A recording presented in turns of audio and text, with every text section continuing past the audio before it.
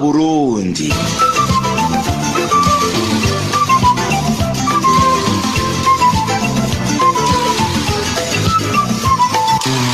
Humura Burundi. Humura Burundi est un magazine qui sert de pont entre les Burundais en exil et ceux restés au pays à travers des informations bien fouillées concernant tous les domaines de la vie du pays. Humura Burundi est réalisé et présenté par les journalistes de la radio publique africaine, La Voix des Sans-Voix, se trouvant dans différents pays de la sous-région. Le magazine Humura Burundi est diffusé sur le web via le site de la RPA www.rpa.bi. Humura Burundi. Bonsoir à toutes et à tous, bienvenue dans cette édition de ce vendredi 22 mars 2019 que vous suivez en direct sur la page Facebook de la RPA. Tout de suite les titres.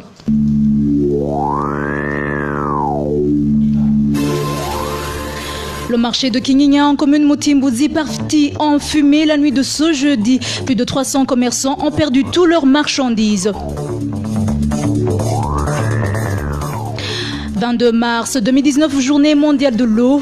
Elle a été célébrée en province Kirundo au moment où la population de la commune Wugabira de la dite province fait face à un manque criant d'eau potable. À peu près 1500 lauréats du secondaire au camp de réfugiés de Mahama au Rwanda viennent de passer 3 ans à la maison faute de moyens financiers pour poursuivre les études universitaires. Dans ce magazine, vous allez le suivre.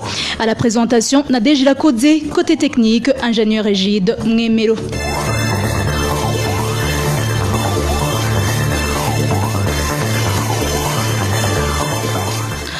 Encore une fois, bienvenue. Débutons ce magazine par la page économie. Le marché situé sur la colline Kinyinya 1 en zone Rukaramo de la commune Mutimbuzi a pris feu la nuit de ce jeudi. N'ayant pu rien sauver, les commerçants qui prestaient à ce marché disent être dans la désolation totale car ils ne voient pas comment ils pourront faire vivre leur famille. Un reportage d'Emmanuel Nyungeko.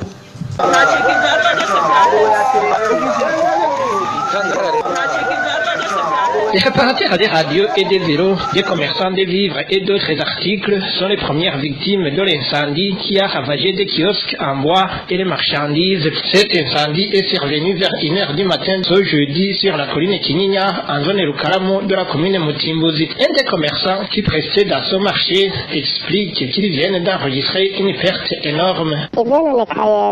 Les marchandises perdues dans ce marché ont une valeur de 45 millions. C'est une perte énorme pour nous et la commune parce que encaisser une somme de 500 000 par mois. Ce commerçant souligne également qu'il ne sait à quel sens se vouer. Il estime la valeur de ces marchandises à plus de 8 millions. Moi j'avais investi un capital tiré de la production du riz, mais comme les Chinois sont en train de réhabiliter les plantations, j'ai jugé bon ne pas rester les bras croisés. J'ai ainsi investi dans le commerce, mais toutes les marchandises achetées à plus de 8 millions sont parties en fumée. Je suis dans la désolation totale. 2 véhicules de sapeurs-pompiers sont venus éteindre le feu, mais n'ont pas pu accéder à l'intérieur du marché, faute de passage, regrette notre témoin. Les commerçants qui œuvraient dans ce marché sont estimés à 300. Ils demandent que le marché soit réaménagé. S'il y avait un passage pour le véhicule, quelques articles auraient pu être sauvés. Cela est dû au fait que le marché n'est pas bien aménagé. Nous demandons alors aux instances habilitées de faire en sorte qu'on laisse le passage pour le véhicule anti-incendie. Joël Habiyambere, administrateur à intérim de la commune Mutimbuzi, a lancé un appel au gouvernement de venir en aide à ces commerçants sur les ondes de la radio nationale. Nous avons donc les restes de marchandises, des tôles qui ont été abîmées. Demain, nous préconisons que les travaux communautaires aient lieu. Nous demandons au gouvernement du Burundi de venir à notre secours en nous donnant des tôles pour ces commerçants. Nous avons aussi besoin de l'aide en argent pour que ces commerçants puissent encore redémarrer. Merci Emmanuel Nyungeko. En page droit de l'homme, une société dénommée New Informatic Technical Service, implanté dans le quartier Magalama de la ville de Gitega, a été complètement cambriolé par la police qui œuvre dans cette province.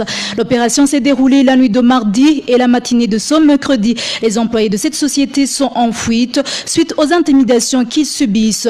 Quant aux habitants de la localité, ils ignorent la destination du matériel volé. Le point avec Janvier Ninina Hazwe. New Informatic Technical Service, qui a été pillé par les policiers du commissariat de la province d'Itega, est situé tout près de l'église Pentecôte au quartier Magalama. C'est une société qui œuvre dans les domaines de l'informatique, l'auto-école, génie civil et autres domaines techniques. Comme l'indiquent les habitants du quartier Magalama, les mardis et mercredis, des policiers se sont tranquillement introduits dans les locaux de la société New Informatic Technical Service et à leur sortie, ils ont chargé tous les objets et matériaux de la dite société à bord d'un véhicule. Les policiers sont venus et ont tout collecté puis emporté. Le premier lot du matériel a été pillé dans la nuit d'avant-hier vers 21h30. Le reste a été pillé le lendemain matin. Ces policiers ont ensuite fermé les locaux pour en faire repartir tranquillement. Jusqu'à présent, tout le monde ignore ce qui se cacherait derrière ce cambriolage. De surcroît, les employés de la société ont subi des intimidations de la part de ces policiers, des intimidations qui les ont contraints à prendre le large. Autre effet est que ces policiers ont sérieusement menacé les employés jusqu'à ce que ces derniers prennent le large. Jusqu'à présent, personne ne sait où ils se trouvent, mais avec raison, puisque une telle situation est effrayante. Nous avons essayé de contacter les autorités administratives et policières en province d'Itega, mais sans succès. Merci Janvier Nina Hatzgwe. Et en page société, les pluies diluviennes qui se sont abattues ce jeudi sur Bujumbura ont occasionné plusieurs dégâts. À cela s'ajoutent certains axes devenus impraticables faute de canalisation. Plus de détails avec Rachel Kagissier. Les localités qui ont été les plus touchées sont celles d'Omsaga, du centre-ville, les localités proches de la Praloudi et celles de Nyakabiga où la toiture de l'école du jardin public a été emportée. Dans ces localités, plusieurs dégâts matériels ont été enregistrés, sans oublier des inondations faute de canalisation comme l'indique ce citadin.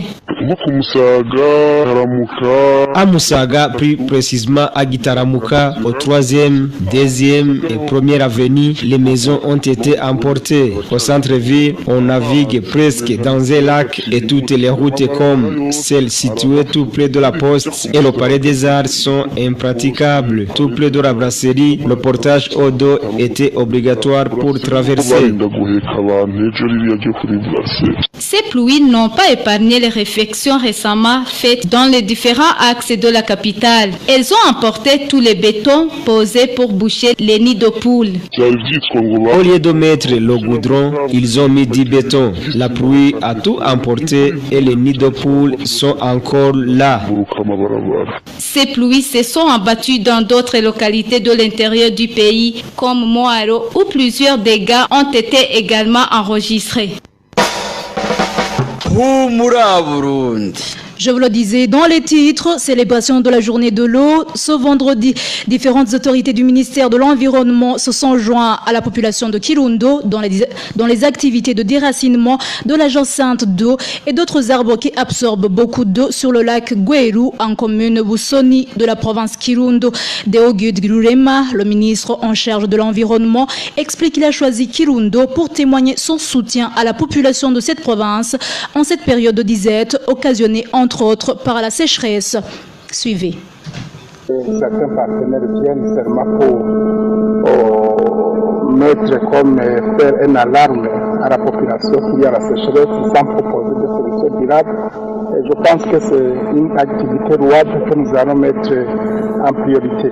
En plus de ça, nous allons dans un court terme analyser comment faire de ce défi de jacinthe d'eau une opportunité, c'est-à-dire comment transformer la jacinthe d'eau en fumier organique pour fertiliser les différentes cultures que nous allons proposer ici. En effet, nous verrons qu'autour de tous les lacs qui sont dans la province de Kirundo, nous pourrons constituer une ceinture verte qui constituera une ceinture d'horticulture, de légumes ou de fruits ou d'autres cultures qui pourront aider facilement la population de Kirundo, mais aussi cela constituera la création d'emplois et à stabiliser la population au lieu de toujours constituer des mouvements migratoires. Excusez pour cette mauvaise qualité sonore, nous devons cet élément sonore à la radio nationale. Même si cette journée mondiale de l'eau a été célébrée en province Kirundo, l'eau potable est devenue une denrée rare au chef-lieu de la commune Bugabira de la dite province. Un bidon d'eau s'achète entre 250 et 500 francs burundais au marché de Bugabira. La population de cette commune demande aux autorités administratives de résoudre ce problème avant que les maladies des mains sales ne surgissent. Les détails avec Jean-Pierre Nifachidji. Les habitants de la commune de Bugabira sont contraints à parcourir une distance de 10 km à la recherche d'eau potable. Un robinet situé tout près du lac Chohora est la seule source d'eau potable la plus proche du chef-lieu de la commune, car tous les robinets, publics ou privés, sont secs depuis plus de 4 mois. Ceux qui n'ont pas de moyens de déplacement ou qui ne sont pas capables de parcourir tout ce trajet sont obligés d'acheter l'eau sur la place du marché de Bugabira. Selon la population de cette localité, les commerçants ayant des voitures vont puiser de l'eau dans les bidons pour en fait la vendre au marché. Un bidon s'achète entre 250 et 500 francs burundais selon la quantité voulue. Un prix exorbitant selon la population de Bugabira qui est obligée de se rabattre sur l'eau sale de la rivière Gachamirindi située à 7 km du centre de Bugabira. La population de la commune de Bugabira demande aux autorités compétentes de trouver une solution durable à ce problème, car, souligne-t-elle, non seulement elle peut attraper les maladies liées aux mains sales, mais également elle passe leur journée à la recherche de l'eau au lieu de s'atterrer aux travaux de développement. Merci Jean-Pierre Nimfachidje. Parlons à présent gouvernance. Certains employés de l'entreprise Afritextile déplorent le fait que certains parmi eux ont bénéficié d'une régularisation incomplète. Également, les indemnités de fin de carrière insuffisantes font partie de ce que dénoncent ces employés de l'Afritextile. Émile Nibasumba. En plus des problèmes de disparité salariale, la cotation et l'avancement de grade, certains employés d'Afritextile ne sont pas satisfaits des indemnités accordées aux retraités. Concernant les indemnités de fin de carrière, dans son nouveau règlement, nous avons 2 mois de salaire pour 3 à 5 ans d'ancienneté, 2 mois de salaire pour plus de 5 à 10 ans, 3 mois de salaire pour plus de 10 ans. En plus que ces indemnités sont insuffisantes, elles ne sont pas proportionnelles à l'ancienneté des travailleurs. Ces employés indiquent également qu'il y en a parmi eux qui ont été mal régularisés. Nous avons aussi des travailleurs de niveau 6e qui ont été régularisés le mois de décembre dernier, mais la régularisation de ces travailleurs n'a pas respecté les normes normales parce que les annales ont été supprimés, alors que leurs collègues qui ont été régularisés juste après 6 mois d'essai légal ont vu leur salaire augmenter pour les annales de chaque année. Nous demandons à la direction de revoir les intermédiaires de ces opérateurs pour qu'ils soient rétablis dans les droits. Nous demandons aussi à la direction de ne pas diviser les travailleurs qui ont la même qualification professionnelle et qui travaillent dans les mêmes conditions. Le ministre de la fonction publique, du travail et de l'emploi, Félix Mozeriniga, nous a précisé que la question des employés d'Afritextile est en cours de traitement. Merci Émile Nibasumba. En page éducation, c'est un ouf de soulagement pour les établissements bénéficiaires des vivres de la part du PAM pour les cantines scolaires en province Kirundo. Depuis ce jeudi, la ration alimentaire est disponible dans toutes les écoles de cette province. Les enseignants à Kirundo se réjouissent et font savoir que les activités scolaires vont reprendre l'allure normale. Innocent Valentin Singilanghabo. Après un mois de perturbation d'activités scolaires suite à l'arrêt du programme cantine scolaire en province de Kirundo, ce programme a redémarré ce jeudi. La satisfaction est totale chez les écoliers bénéficiaires de ce programme, comme le témoigne cet enseignant qui s'est entretenu avec la RPA. Nous l'avions dernièrement déclaré qu'il y avait un manque de vivres distribués par le PAM dans les cantines scolaires. Maintenant, j'ai le plaisir de vous annoncer que depuis ce jeudi, l'approvisionnement en vivres a eu lieu sur toutes les écoles. La joie est totale chez les écoliers. Ces écoliers partagent cette joie avec leurs enseignants car les activités scolaires qui étaient presque au point mort vont reprendre l'allure normale. La satisfaction est aussi grande chez les enseignants car ils se heurtaient au problème d'absence des écoliers à cause de la famine. Tous les écoliers sont à présent de retour et nous espérons que les résultats seront bons. Le système d'approvisionnement en vivres par le programme alimentaire mondial PAM passe par un long processus. Avant d'arriver aux établissements scolaires, les vivres sont d'abord déposés dans les stocks d'une ONG Agroaction allemande qui sous-traite avec le PAM. Ensuite, cette ONG octroie le marché aux particuliers pour transporter ces vivres jusqu'aux établissements scolaires bénéficiaires de cet appui en vivres. C'est ce processus d'approvisionnement qui serait à l'origine de la rupture des stocks.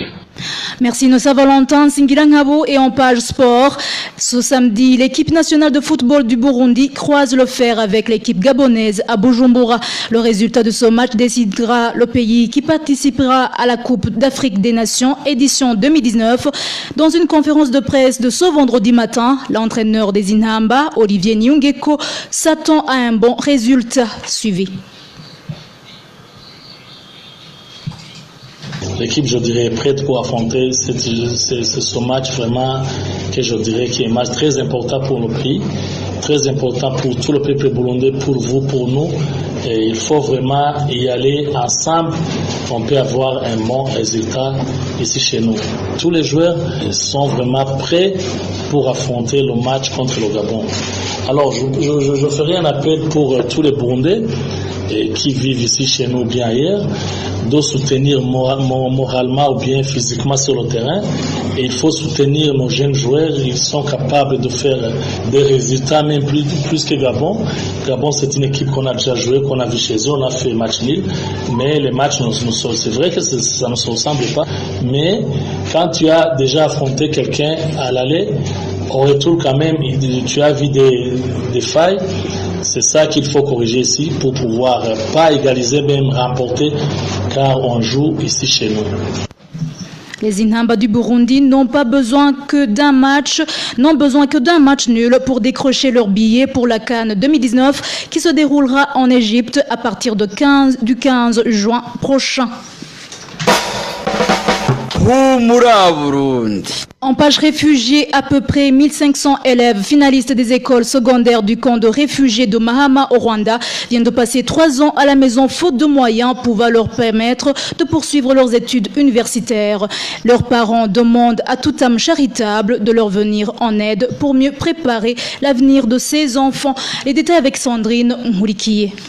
C'est une désolation totale au sein des parents dont les enfants ont pu terminer les études secondaires au camp de Mahama. Dans les 5 établissements scolaires de ce camp, toutes les sections confondues, plus ou moins 350 élèves terminent chaque année. La quasi-totalité réussit avec une note pouvant leur permettre d'étudier dans n'importe quelle université du Rwanda. Malheureusement, depuis 3 ans, nombreux sont des enfants qui n'ont pas pu accéder aux études universitaires.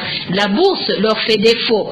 Leurs parents demandent alors aux bienfaiteurs et aux organisations internationales de leur venir en aide. Les élèves qui sont dans les classes montantes, donc les autres qui ont terminé, n'ont pas eu l'occasion de continuer les universités, ce qui pousse les élèves à abandonner comme conséquence de la non-scolarisation dans les universités. Nous voyons un bon nombre qui aillent dans les villes pour chercher de quoi à faire, les grossesses non désirées, les garçons rêvent de consommer les produits stupéfiants.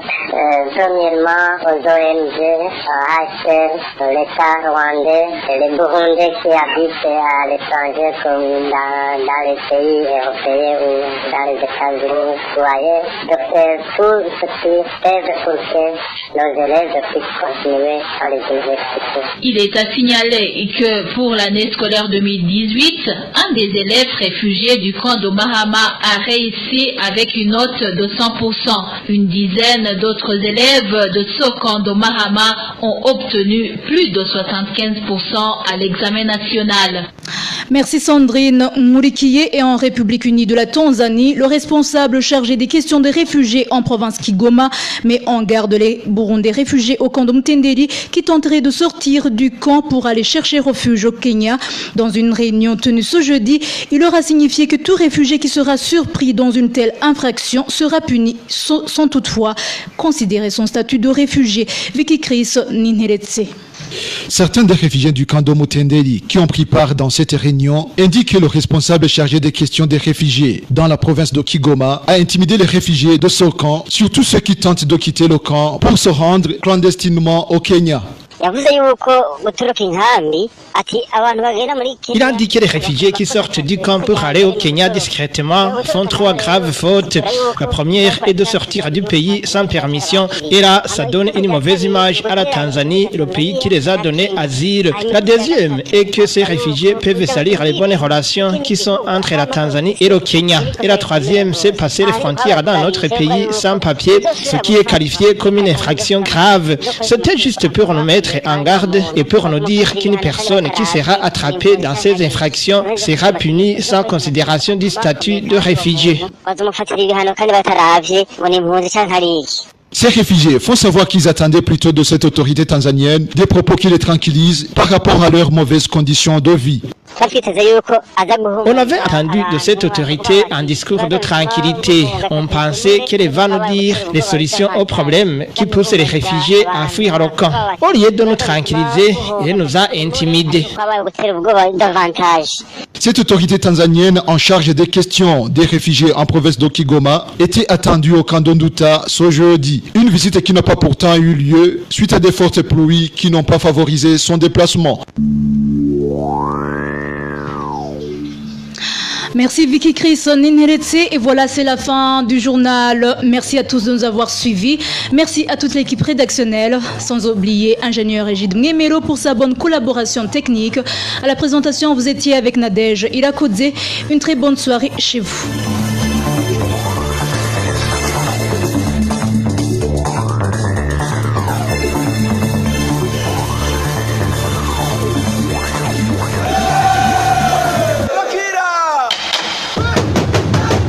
C'était le magazine Humura Burundi, présenté par les journalistes de la RPA, basés dans différents pays de la région des Grands Lacs.